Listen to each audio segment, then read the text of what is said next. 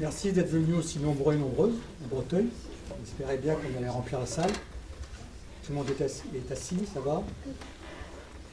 Donc, pour celles et ceux qui ne me connaissent pas, je suis Ben Rajeb, le directeur du Festival du film d'archéologie d'Amiens, qu'on a créé en 1990. Comme Ben l'a dit, aujourd'hui, on inaugure le Festival du film d'archéologie d'Amiens à Breteuil. Donc, on est très heureux de pouvoir accueillir cette inauguration.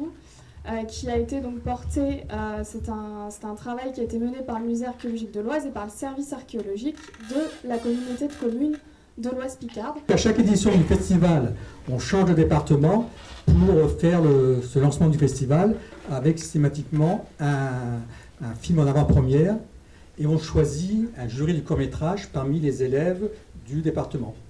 Bonsoir à toutes et à tous. Nous vous remercions chaleureusement d'être présents ce soir. Donc on a tous beaucoup aimé participer à ce projet et on a appris beaucoup de choses sur l'archéologie. On a aimé juger et regarder les films, mais c'était compliqué de choisir. Avant de commencer les nominés, on aimerait remercier les organisateurs du festival pour nous avoir laissé faire partie du jury, car on sait que c'est une très grande responsabilité. Les nominés du meilleur court-métrage sont Le tissu d'or antique d'Autun se dévoile, réalisé par Joséphine Duteuil. Lucie, les 50 ans d'une découverte, réalisé par Sébastien Pagani et Samantha Forte. Mescla et des papyrus qui cartonnent, réalisé par Past & Curious.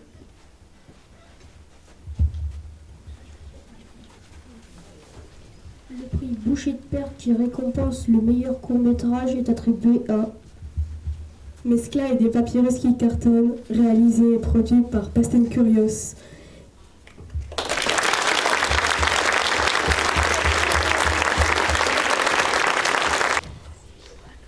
Merci beaucoup.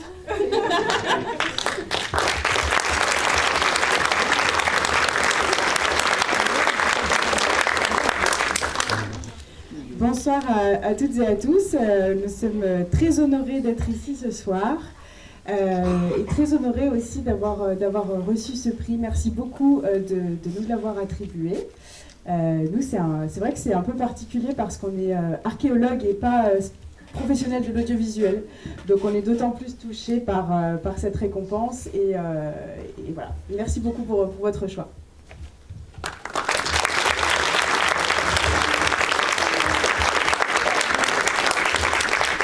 Je suis vraiment très heureuse d'être là ce soir avec vous dans cette salle si nombreuse.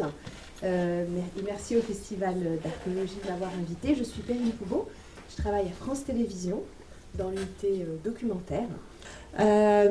Et je suis d'autant plus ravie de voir une salle pleine avec des collégiens qu'on voit hyper férus d'archéologie. Un mot rapide sur France Télévisions et sa présence au Festival d'archéologie d'Amiens, si vous avez l'occasion d'y aller. Vous y verrez pas moins de 16 films que nous avons accompagnés. France Télévisions reste le premier diffuseur de documentaires scientifiques et d'archéologie en France. 16 films donc, dont 5 inédits que vous pourrez voir donc pour la première fois, qui n'ont jamais été diffusés. Et c'est le cas du château d'Azuchi, que vous allez découvrir ce soir, donc tout à fait en avant-première. Bonne projection.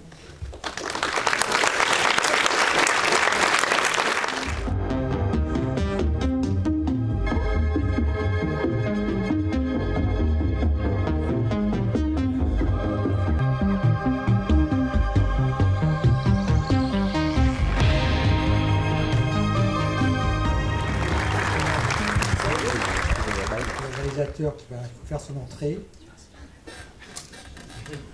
Il devrait faire son entrée. Et voilà.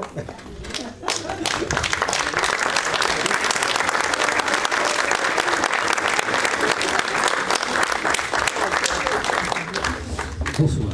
Un documentaire comme ça se bâtit à base de problématiques. C'est-à-dire que le château, il a disparu, d'accord. On peut se poser des tas de questions. C'est non seulement pourquoi il a disparu, mais aussi pourquoi aujourd'hui on voudrait en reparler. Qu'est-ce qui fait que symboliquement il a gardé une présence, une trace dans l'histoire?